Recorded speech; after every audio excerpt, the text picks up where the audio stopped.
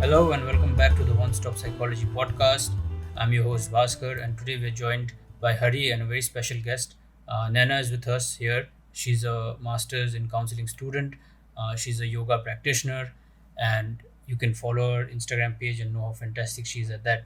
Uh, she's here to talk to us about yoga and its effects on mental health, and how, if you're interested in yoga, how do you get into it? What are the processes like? Because the world is so full of so much stimuli about yoga that a lot of the traditional and the modern things get mixed up, and it can be quite overwhelming if you're trying to go through this journey on your own. So we thought it'd be great to bring Nana on the podcast and help you in terms of learning about yoga. So welcome Hari and welcome Nana. We'll just start off. Nana, can you tell us about what is yoga first of all? Like, there is so much information that goes on. Some people think it's only physical, some think it's spiritual, some think it's about reaching enlightenment. So what is the entire scenery of the yogic sciences? First of all, thank you so much for that wonderful introduction. Yes, I'm doing my master's in counseling psychology, and I am a beginner practitioner in yoga. But I have started viewing it from a very different perspective.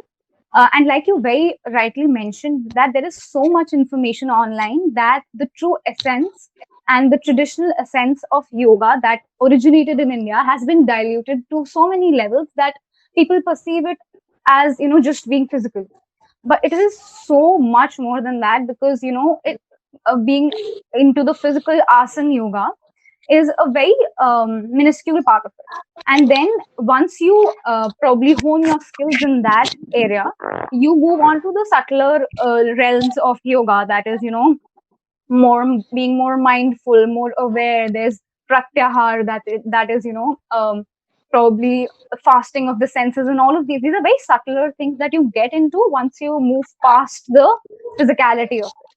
So yes, yoga is much more than just being practicing it on a physical level, but it is more of a lifestyle. It is more of a state of being, one can say, that one has to adapt to, learn, and probably imbibe that in their day to day, each and every aspect of their life. It's very interesting that you say that it's not only physical, because that's what is seen on Instagram and a lot of pages. People are doing asanas and they're doing all sorts of flexible stuff, and then it makes for a good photograph, so people do it.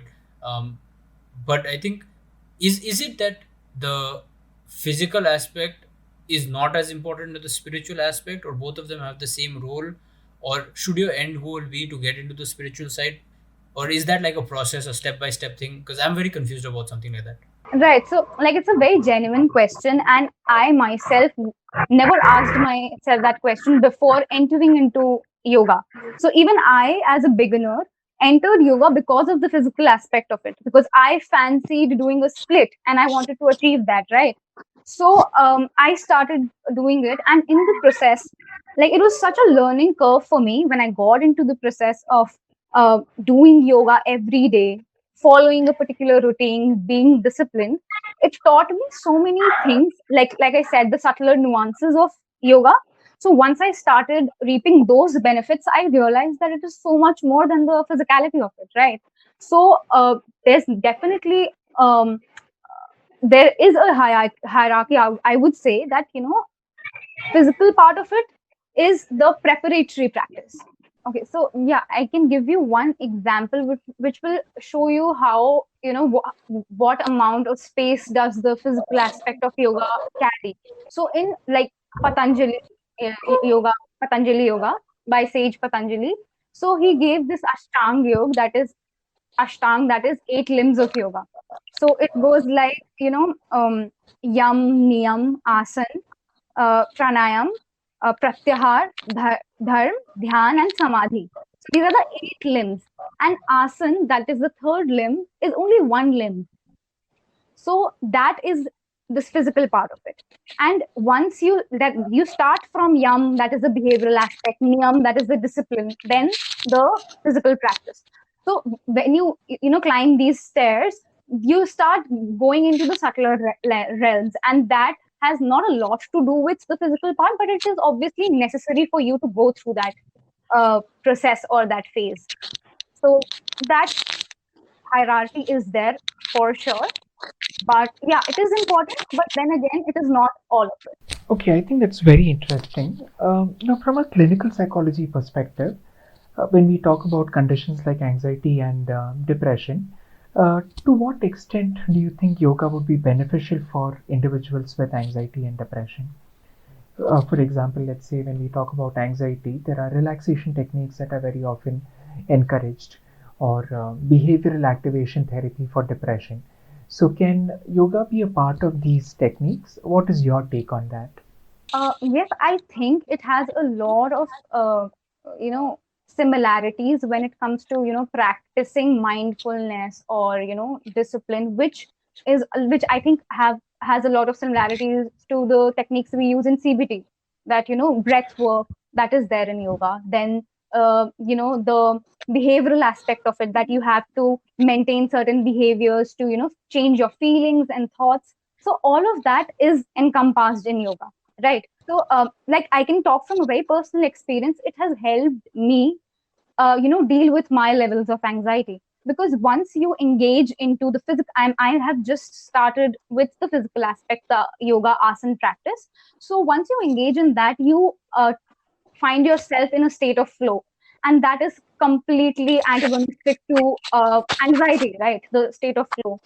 So once you are engaging yourself into uh, the flow of yoga, you tend to relieve yourself from a lot of anxiety or other things that might be going on in your mind, and it gives you a sense of calmness.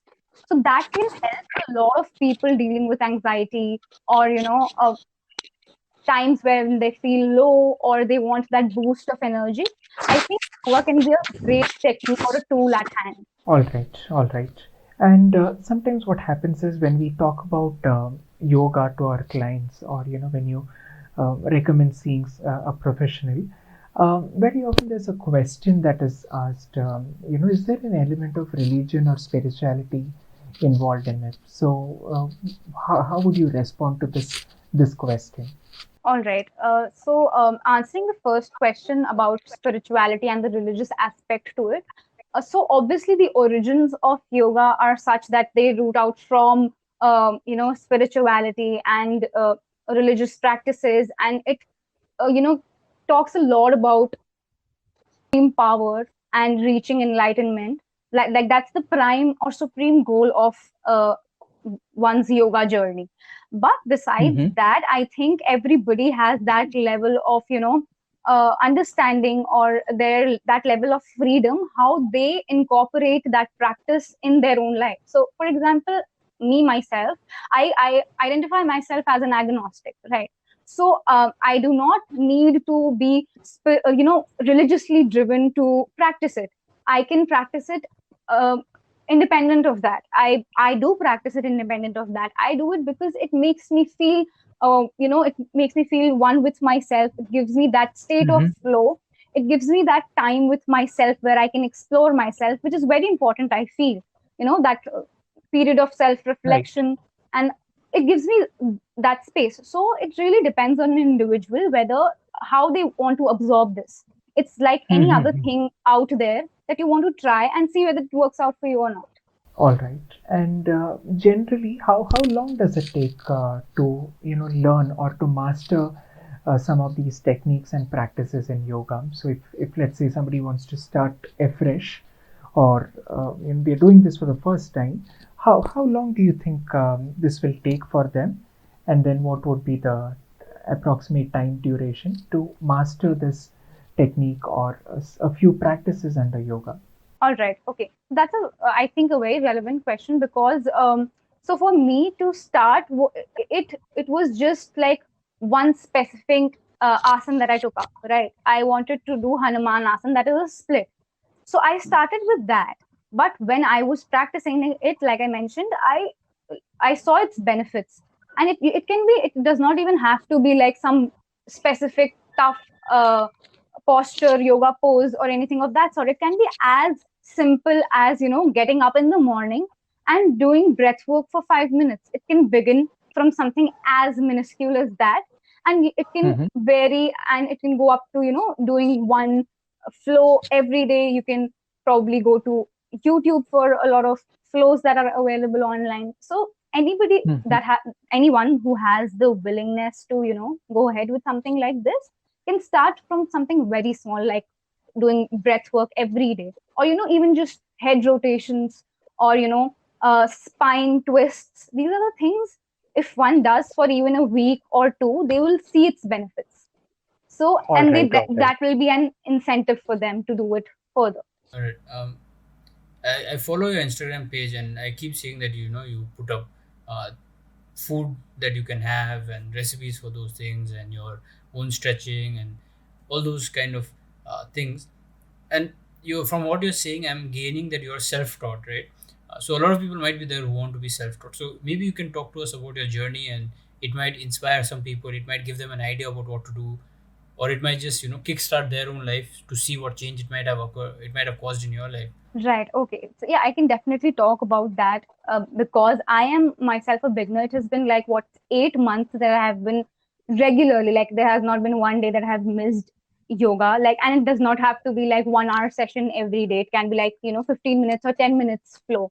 So I have been doing that regularly, and I have seen its benefits in my life. So I started off with just stretching.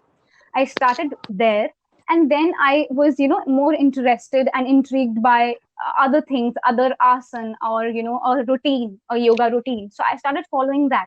One specific example that I would want to give is when I started doing inversions. That is, when like things like headstand or forearm stand. So I started with headstand practice, and there you invert your body basically. That is why they're called inversions. So I started doing that against the wall because it's easier and you do not have the fear of falling. So after 2 3 days, I could do it against the wall, but obviously I had that fear that I can't do it on my own. So after probably 2 weeks of doing it against the wall, I tried it at home, gathered a lot of courage, and I tried doing it without any support. I fell a lot of times, and I was very fearful of falling. So that was in my mind that I don't have to fall. I need to maintain my posture. I need to, tighten my core and all of that. So I did that, and I was able to achieve, the stability for I think 2 to 3 seconds, and I felt that sense of achievement, right? And I probably recorded that as well. So I was feeling very triumphant that after 2 weeks I could just do an inversion. The next day I try it, I fall. I'm not able to maintain my posture. And I sat there, I was feeling so low. I even cried because I fell like 50 times. I'm not even kidding. So I kept falling down. I was like, I could do it yesterday. Why can't I do it today? So, I was telling myself it was better when I had the fear of falling because I could maintain my posture. And now that the fear has gone, I can fall as many number of times. I'm not able to do it. It continued. I had that will, so I kept on practicing every single day for another month. And then when I could achieve that headstand without any support, all by myself, and it was not a hit and trial, it was a bang on. I could do it. I knew what went into it. I knew what my stance is like, and I will not fall, come what may. So, this was a very intense learning for me because I started with thinking that, it was good to be fearful, but in the retrospect, it was not. I actually learned because I fell so many number of times. I could gauge what my body is like, how can I control it better? And that gave me the perspective that, patience and consistency play such a huge role, and instant gratification is not the right way to go about things. So that was one very important learning for me. Yeah, that's very interesting because it talks of a lot of things. It talks about motivation. It talks about the fact that all of these practices, you're not going to get the same reaction each time you do it. It's similar to how meditation, in the previous podcast when we spoke, we said that every day will be like a different experience of meditating. So yoga sounds similar. And the fact that you're saying falling was more important, it reminds me of a movie called Rocky, where he says that it's not about how hard you can hit, it's about how hard you can get hit and still continue. So it sounds something like that. You have to persevere with it. Very interesting. Uh, on a different note, I want to know if I want to start yoga. Right, I don't do yoga. All I know is Surya Namaskar. and I've tried doing yoga with a couple of people who are my friends, but I've never been regular at it. But it always gives me a sense of peace. I will accept that. As soon as I'm done stretching and sweating and all of that, and then when you get into shavasana, it gives me a great amount of joy and peace when I'm in that state, right? But I don't know what to do. Like, I have a cult membership, but I don't like the way MindFit does it because it goes too fast. They want to do so many things within the hour, which are, someone like me whose body is not flexible at all, it's difficult. So what do I do if there are people like me listening to this and they want a suggestion about what should they do? What will you suggest? What is the process that they can use and use that as an intervention? Right, right. So first of all, I would want to make one thing very clear from my understanding of yoga is that it has a very, I would say fabricated mindset or concept that is out there, that it has to be perfect, your poses have to be bang on, or you have to be able to be very flexible to get into yoga. It's not like that.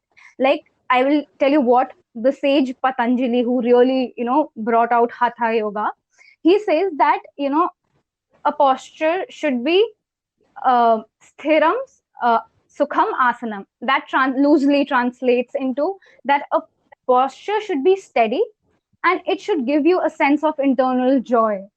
It is not to do with pushing you beyond your capacities or doing something that might give you aches or pains. Obviously, when you start little, you will realize how your body is opening up, how your body is receiving it. So first of all, you need to change the mindset that that one after one day of yoga, you have to have a level of flexibility or balance or anything of that sort. It is not like that. You need to feel good when you are doing that. That's the basic requirement that is there. And once you feel good, that will act as an incentive for you to do it again.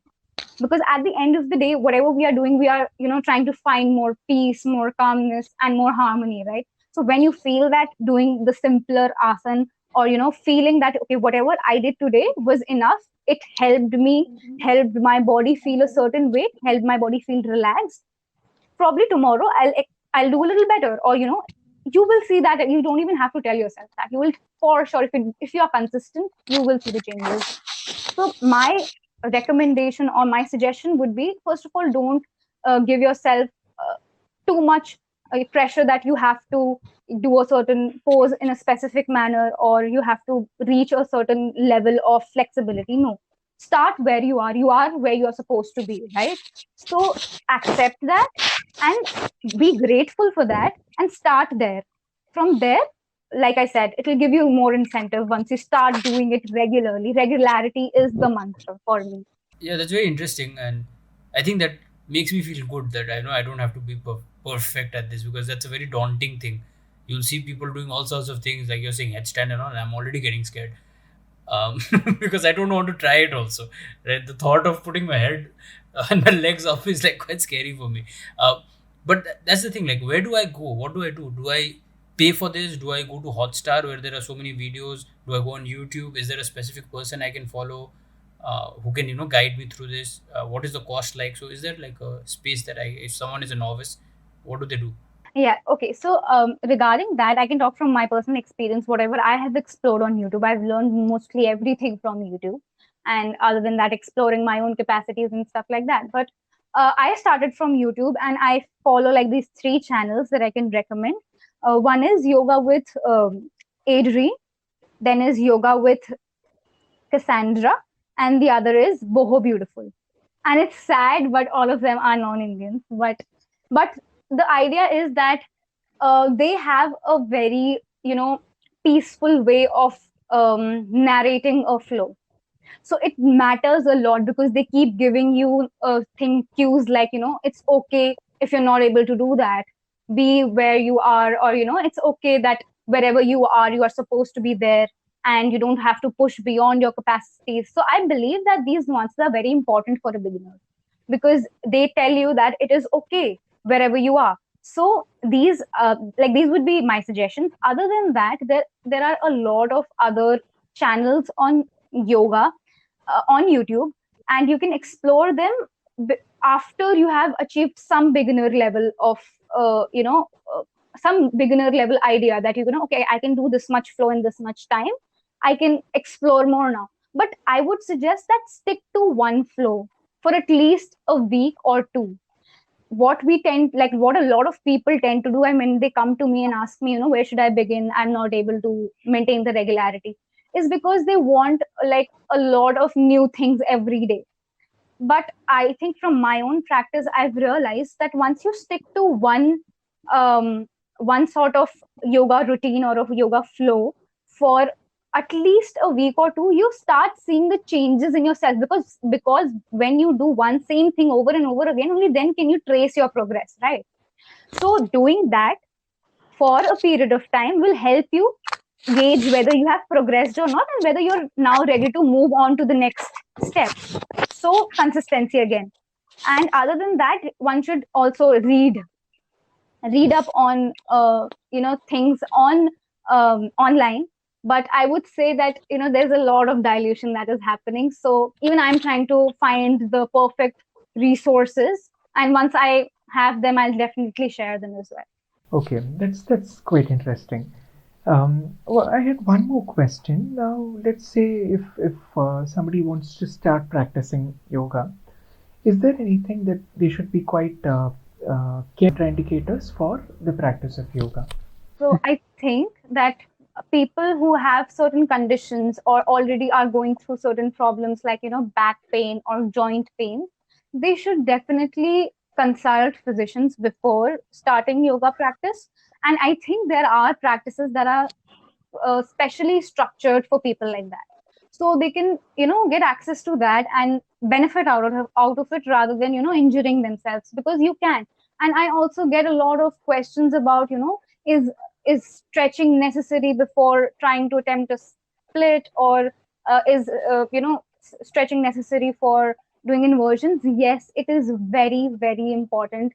Like, people think that, you know, it's such a small movement, like, you know, moving your wrists or, you know, flexing your feet, but it goes a long way, because you never know when you can get a muscle pull, right? So it's very Mm-hmm. important that you stretch before attempting intense postures, especially because your muscles need to for sure relax before, or, you know, get warmed up. It's like basic uh, working out. When you work out, you need to warm up that specific muscle that you are targeting, if you're doing arms or shoulders.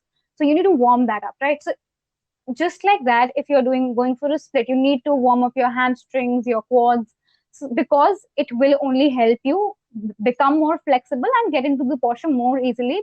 And if you do not do that, there are a lot of chances that you might enjoy yourself. Okay.